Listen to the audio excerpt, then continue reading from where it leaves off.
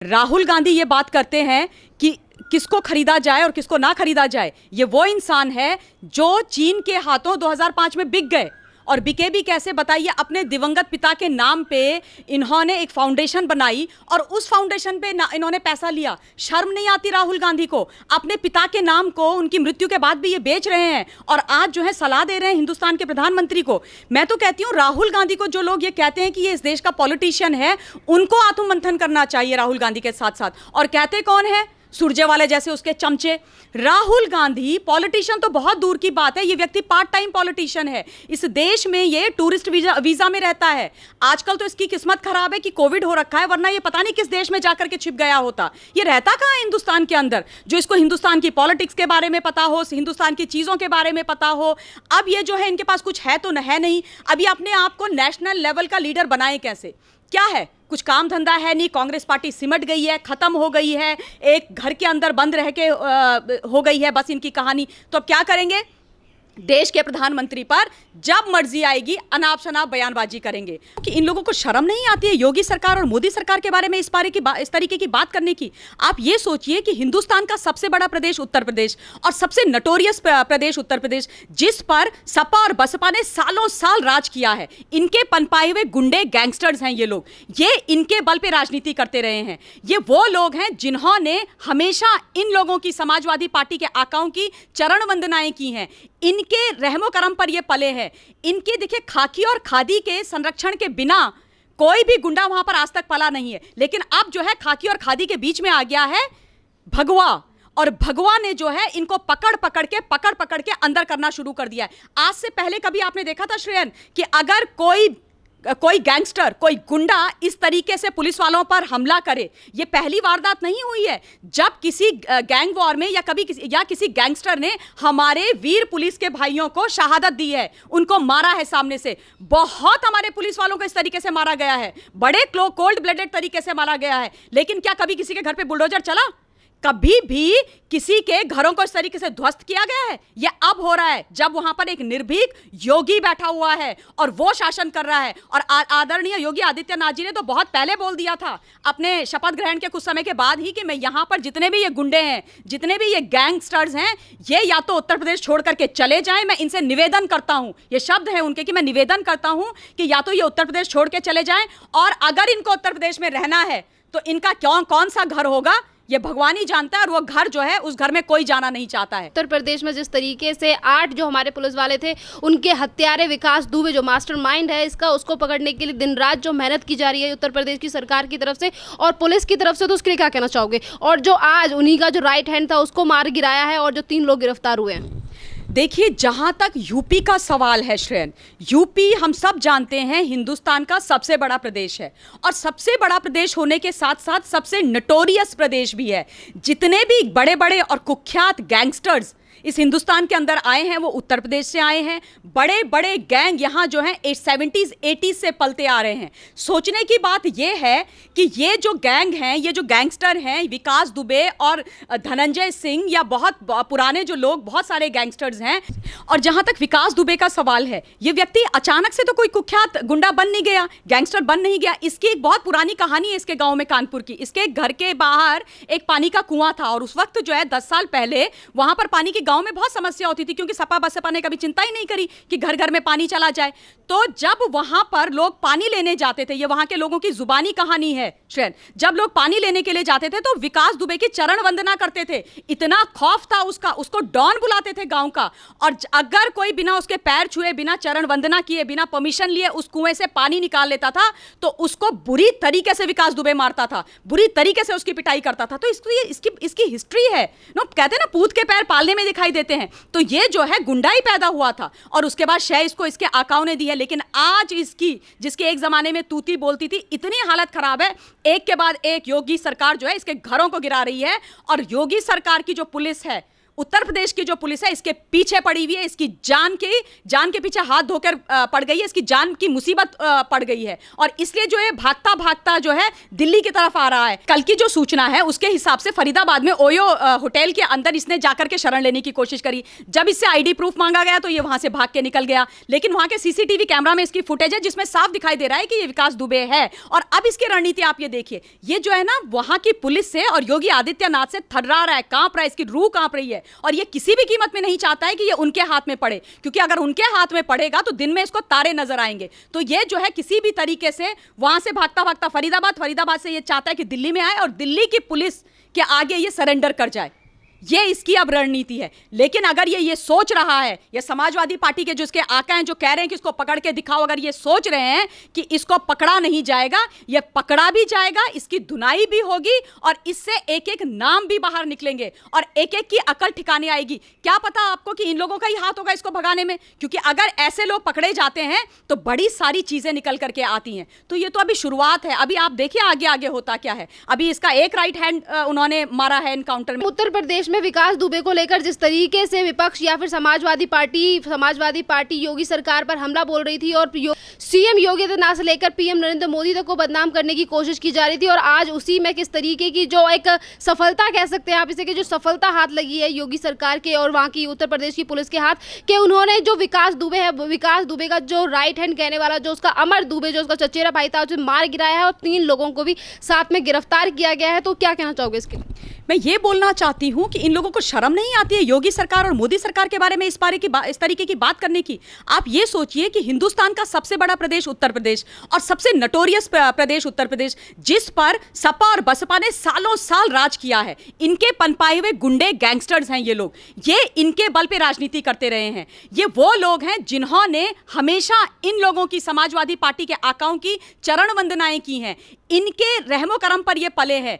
इनके देखिए खाकी और खादी के संरक्षण के बिना कोई भी गुंडा वहां पर आज तक पला नहीं है। लेकिन अब जो है खाकी और खादी के बीच में आ गया है भगवा, और भगवा ने जो है इनको पकड़ पकड़ के अंदर करना शुरू कर दिया है। आज से पहले कभी आपने देखा था श्रेयन कि अगर कोई गैंगस्टर, कोई गुंडा इस तरीके से पुलिस वालों पर हमला करे? ये पहली वारदात नहीं हुई है। जब किसी गैंग वॉर में या किसी गैंगस्टर ने हमारे वीर पुलिस के भाइयों को शहादत दी है, उनको मारा है सामने से। बहुत हमारे पुलिस वालों को इस तरीके से मारा गया है, बड़े कोल्ड ब्लडेड तरीके से मारा गया है। लेकिन क्या कभी किसी के घर पे बुलडोजर चला? कभी भी किसी के घरों को इस तरीके से ध्वस्त किया गया है? ये अब हो रहा है, जब वहां पर एक निर्भीक योगी बैठा हुआ है और वो शासन कर रहा है। और आदरणीय योगी आदित्यनाथ जी ने तो बहुत पहले बोल दिया था अपने शपथ ग्रहण के कुछ समय के बाद ही कि मैं यहां पर जितने भी ये गुंडे हैं, जितने भी ये गैंगस्टर्स हैं, ये या तो उत्तर प्रदेश छोड़ करके चले जाएं। मैं इनसे निवेदन करता हूं, ये शब्द है उनके कि मैं निवेदन करता हूं कि या तो ये उत्तर प्रदेश छोड़ के चले जाएं, और अगर इनको उत्तर प्रदेश में रहना है तो इनका कौन सा घर होगा ये भगवान ही जानता है, और वो घर जो है उस घर में कोई जाना नहीं चाहता है। साफ शब्दों में उन्होंने ये वार्निंग बड़ी पोलाइट तरीके से दे डाली थी। तो ये बोलेंगे समाजवादी पार्टी के ये जो पुत्र हैं अखिलेश यादव, ये बोलेंगे जिनको विरासत में मिली है राजनीति, ये बोलेंगे कि योगी सरकार ये सब करवा रही है। शर्म नहीं आती है इनको ये बोलते हुए? आप ये सोचिए 70s एंड 80s के दौर में वहां पर ऐसा गुंडा राज चलता था कि जब भी कितने भी कोई भी सरकारी कॉन्ट्रैक्ट होते थे, सरकारी ठेके होते थे, खनन होते थे, वो सारे के सारे ये जो गैंग्स होती थी, और एक गैंग नहीं होती थी श्रेन, हजारों गैंग्स इन्होंने पनपाई हुई थी वहां पर। वो सिर्फ उनको ही मिलता था। मजाल है कोई बेचारा ईमानदार ठेकेदार या कोई ईमानदार व्यक्ति कोई काम कर जाए वहां पर, कोई भी सरकारी काम कर जाए, सवाल ही पैदा नहीं होता। तो क्या आपको लगता है कि इनकी शय के बिना, सपा और बसपा के शय के बिना ये लोगों को इतने सरकारी काम मिल रहे थे? और उसका हिस्सा कहां जाता था? आज ये अरबपति खरबपति बने हुए। आप इनकी प्रॉपर्टीज निकालिए, इनके घर देखिए आप, दिल्ली में प्राइम जगहों पर इनकी प्रॉपर्टीज हैं। मायावती जी का घर देखिए आप सेंट्रल दिल्ली में। कहां से इतना पैसा आया भाई? आप पुश्तैनी खानदानी अमीर लोग हो क्या? इन लोगों ने तो आपको कमा के दिया है, और आपने जो है खादी को बदनाम कर दिया। खादी सफेद कुर्ता पैजामा पहन के आपने इन गुंडों को, मवालियों को, इन दहशतगर्दों को आपने पूरी की पूरी शह दी है। और उसके बाद आज आप प्रश्न कर रहे हो जब इनके बुरे दिन आ गए हैं। और आप दूसरी बात ये भी है कि आज ये लोग जो है ना, ये कह रहे हैं, बहुत सारे लोग ये बात कर रहे हैं कि पुलिस के ऊपर प्रश्न चिन्ह है। देखिए आप ये बात भी सोचिए कि ये जो पुलिस है यूपी उत्तर प्रदेश की, वहां पर ये अभी के अभी तो पुलिस बनी नहीं है। ऐसा तो नहीं है कि जब योगी आदित्यनाथ की सरकार आई तो नई पुलिस आई, नए लोगों की भर्ती हुई। ये पुलिस जो है उत्तर प्रदेश की, और जो पुलिस है वो सदियों से चली आ रही है। तो जो चीजें इन्होंने उनके सिस्टम में डाली हुई है वो भी चलेंगी अभी तो कुछ समय तक। करप्शन है, ये मैं मानती हूं। अभी इसी गैंग वॉर में हमने दो पुलिस की दो साइड देखी है, एक अच्छी और एक खराब, एक बुरी भी देखी है। और देखिए जिन लोगों ने बिल्कुल विकास दुबे को के वो मुखबिर थे, वो उसको बताते थे, उसको बचाते थे, और जिन्होंने अपनी खाकी वर्दी की तौहीन करी है, खाकी के साथ अन्याय किया, अपने डिपार्टमेंट के साथ अन्याय किया, अपने 8 जो साथी हैं उनकी मौत के वो जिम्मेदार हैं, उनको सस्पेंड किया। मैं तो कहती हूँ डिसमिस कर दीजिए, इंक्वायरी बिठाइए, उनको डिसमिस कर दीजिए। उनको कोई हक नहीं है खाकी वर्दी पहनने का। लेकिन दूसरी तरफ हमें उन 8 वीर जवानों को भी नहीं भूलना चाहिए। वो भी तो गए ना अपनी जिंदगी हाथ पे रख के, मौत उनको मिल गई उसके बाद, लेकिन वो गए विकास दुबे के ऊपर हाथ डालने के लिए, उसके गिरेबान को पकड़ने के लिए। लेकिन अपने लोगों ने मुखबिर कर दिया उनको, विकास दुबे ने उनको मार दिया। इसके लिए हम पूरी पुलिस फोर्स को भी बदनाम नहीं कर सकते, ये भी बहुत गलत बात है। तीसरी आवश्यक बात, देखिए अभी हमारे 8 वीर जवान पुलिस के वो शहीद हो गए, उनकी मौत हो गई। अब जो है पूरे सारे लोग, ये समाजवादी पार्टी वाले, बाकी जो नेता लोग हैं, वो जो हैं सारे के, हाँ असदुद्दीन ओवैसी, ये सारे प्रश्न लगा रहे हैं सरकार पर और पुलिस पर। अगर पुलिस की मुठभेड़ में अभी ये गुंडे मर गए होते, ये गैंगस्टर्स मर गए होते, तो असदुद्दीन ओवैसी, समाजवादी पार्टी वाले अपने मानवाधिकार के लोगों को खड़ा कर देते आगे, जिंदाबाद मुर्दाबाद हाय हाय करवा देते, पुलिस प्रशासन के आगे धरना देकर के बैठ जाते, उनको बोलते कि इन लोगों को सस्पेंड कर दो। लेकिन 8 हमारे भाई मर गए, तो तब तुम्हारे मुंह पे ताले क्यों बंद हो गए भैया? उनके मानवाधिकार नहीं थे जो 8 लोग गए हैं? उनके कोई मानवाधिकार नहीं थे? मतलब क्या विकास दुबे उनसे एक्सटॉर्शन कर रहा था, उनका बुरा कर रहा था कि वो उसको मारने के लिए गए थे? नहीं ना। तो ये जो दोहरी गंदगी ये लोग चलाते हैं, दोहरी रणनीति ये लोग चलाते हैं, इनको बेनकाब करना बहुत ज्यादा आवश्यक है। और दूसरी बात, जितना भी अगर आप इतिहास उठा करके देखेंगे, कोई भी पुराना 1995 में एक शुक्ला करके एक गोरखपुर का एक बहुत बड़ा गैंगस्टर होता था, उसके ऊपर एक वेब सीरीज भी बनी थी ना। वो जो था 20 छोटी सी उम्र 25 वर्ष में आते आते तो उसने 20 मर्डर कर डाले थे। तो आप सोचिए इनको पालने वाले लोग कौन थे, किसकी शासन थी? उसने उस शुक्ला को, माननीय कल्याण सिंह जी को मारने के लिए 6 करोड़ की सुपारी दी थी इन लोगों ने, और उसके बाद ही उसका बुरा वक्त आरंभ हुआ था। तो ये वो लोग हैं जिन्होंने इनको पाला पोसा है अपनी राजनीति के लिए। क्यों? क्योंकि हम राजनीति कर ले, हमारे घर भर जाएं। आप ये बताइए, जो बड़े बड़े गुंडे मवाली हैं, जो गैंगस्टर हैं, इनको भैया जी बुलाया जाता है, भैया जी बुलाया जाता है। और भैया जी एक फोन जब करते हैं पुलिस थाने में या कहीं से पैसा लेने के लिए एक्सटॉर्शन का, तो वो बोलते हैं कि भैया हमारे ऊपर इसका, ये हमारे बड़े भैया जो समाजवादी पार्टी के हैं या बसपा का है, उनका संरक्षण है। तो बिना संरक्षण के ये लोग कुछ काम नहीं कर सकते हैं। और यही हाल अगर पुलिस प्रशासन के अंदर भी है, कुछ भी अगर 10 से 20% लोग गलत हैं, मैं कहती हूं उनकी भी सफाई होनी बहुत ज्यादा जरूरी है। लेकिन शर्म आनी चाहिए इन लोगों को जो आज राजनीति कर रहे हैं, क्योंकि इनसे देखा नहीं जा रहा है। इनके ही लोग हैं ना, इनके ही गुर्गे हैं जो एक के बाद एक धराशायी हो रहे हैं। और योगी आदित्यनाथ जी जो हैं, उनका बिल्कुल मकसद क्लियर है। वो यही चाहते हैं कि अब जो है उत्तर प्रदेश करप्शन फ्री होगा, गुंडागर्दी फ्री होगा। ये जो राज्य है, ये जितनी भी बुरी चीजों के लिए आज तक जाना गया है हिंदुस्तान के अंदर और विश्व के अंदर भी, अब जो है इसका नक्शा बदला जाएगा। अब जो है उत्तर प्रदेश अच्छी चीजों के लिए, विकास के लिए जाना जाएगा, अच्छाई के लिए जाना जाएगा, सच्चाई के लिए जाना जाएगा, मेहनत के लिए जाना जाएगा। इसलिए इनको परेशानी हो रही है, क्योंकि अब इनको अपनी जो इनकी राजनीतिक नैया है ना, वो डोलती हुई नजर आ रही है। अब इनको लग रहा है कि अब सारा अच्छा हो जाएगा, इनके गुर्गे सारे गए खत्म एक के बाद एक। अब करेंगे क्या? सत्ता में आएंगे कैसे? पैसा कमा के कौन देगा इनको? इनकी ये कोई पुश्तैनी अमीर लोग थोड़ी है, इनकी कोई फैक्ट्रीज थोड़ी ना चल रही हैं, ये कोई सरकारी नौकरियां थोड़ी करते हैं कि इनके हर महीने पैसे आते हैं। पैसे तो इनके इसी तरीके से आते हैं, गलत तरीके से। तो अब इनकी दुकानें बंद हो रही हैं तो इनको तकलीफ हो रही है, इसलिए ये बात कर रहे हैं ऐसी। मैम, राहुल गांधी ट्वीट कर रहे हैं और ट्वीट करके ये कहते हैं कि पीएम नरेंद्र मोदी समझते हैं कि सब उन्हीं की तरह है और जिन्हें खरीदा जा सकता है, पर उन्होंने साथ में ये कहा कि जो सच्चाई की लड़ाई लड़ते हैं उन्हें कोई खरीद नहीं सकता। अब ये वो तो उन्होंने वही वाली बात कर दी जो बेवकूफ़ों के भी जो सरगना और सरदार होते हैं वो करते हैं। राहुल गांधी ये बात करते हैं कि किसको खरीदा जाए और किसको ना खरीदा जाए। ये वो इंसान है जो चीन के हाथों 2005 में बिक गए और बीकेबी कैसे बताइए, अपने दिवंगत पिता के नाम पे इन्होंने एक फाउंडेशन बनाई और उस फाउंडेशन पे इन्होंने पैसा लिया। शर्म नहीं आती राहुल गांधी को? अपने पिता के नाम को उनकी मृत्यु के बाद भी ये बेच रहे हैं और आज जो है सलाह दे रहे हैं हिंदुस्तान के प्रधानमंत्री को। मैं तो कहती हूं राहुल गांधी को जो लोग ये कहते हैं कि ये इस देश का पॉलिटिशियन है, उनको आत्ममंथन करना चाहिए राहुल गांधी के साथ साथ। और कहते कौन है? सुरजेवाला जैसे उसके चमचे। राहुल गांधी पॉलिटिशियन तो बहुत दूर की बात है, ये व्यक्ति पार्ट टाइम पॉलिटिशियन है। इस देश में ये टूरिस्ट वीजा में रहता है।